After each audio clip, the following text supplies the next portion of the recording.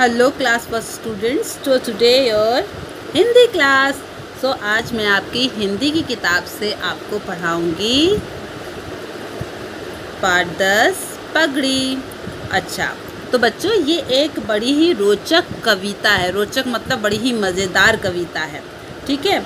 और इस कविता में एक पगड़ी के बारे में बात हो रही है, और वो जो पगड़ी है वो कैसे पगड़ी की बात हो रही है, हम कविता को पढ़ेंगे तब पता चलेगा कि आखिर यहाँ पर पगड़ी की क्या बात हो रही है, ठीक है। तो चलिए शुरू करें बच्चों। अगर आपके पास किताबें हैं तो अपनी अपनी किताबें आप लोग खोल लीजिए, और अगर किताबें नहीं हैं तो इसे ध्यान से सुनिए, ठीक है।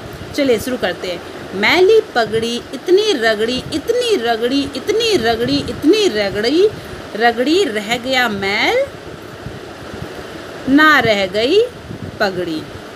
अच्छा, तो पगड़ी कैसी है? मैली। मैली मतलब गंदी। और अब वो जो पगड़ी को जो धोबी है, धोबी जानते हो ना आप, धोने वाला धोबी, ठीक है।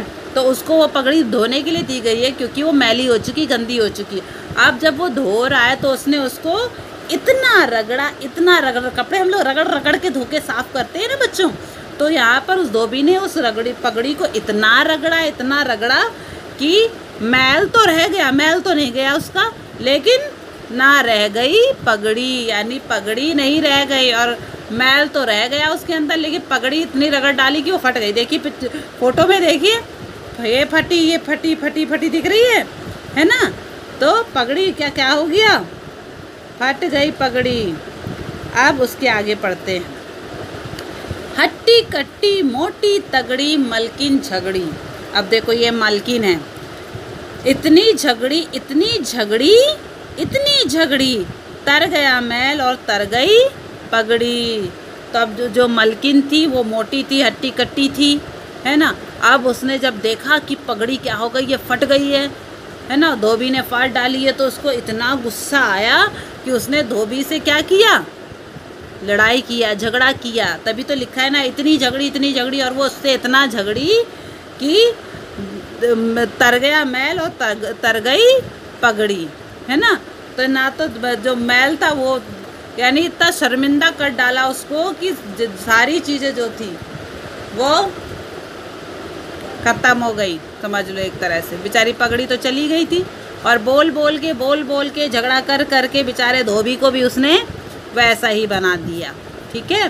तो बच्चों ये जो कविता है ये यहीं पे आपकी ख़त्म हो गई, ठीक है। अब आप अपना काम सुन लीजिए बच्चों, ठीक है।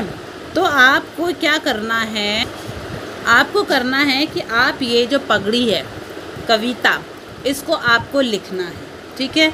अपनी किताब में लिखना है। और ये जो फ़ोटो बनी हुई है, ठीक है, आपको ये फ़ोटो भी बनानी है, ड्राइंग भी बनानी है, ठीक है। आपको जैसी भी ड्राइंग आती है वैसी ड्राइंग आपको बनानी है। कहने का मतलब ये है कि आपको अपनी कविता को सुंदर से सजाना है, कॉपी पे सुंदर सुंदर लिखना है, और ये सुंदर सुंदर जो चित्र बने हुए हैं उन्हें आपको अपनी कॉपी में बनाना है, ताकि आपकी कविता सुंदर दिखे, ठीक है। और बच्चों एक चीज़ और है, ये जो कविता है इसको सर्वेश्वर दयाल सक्सेना जी ने लिखा है, ठीक है। तो बच्चों ये कविता आपको कैसी लगी? अच्छी लगी ना? पगड़ी अच्छी लगी?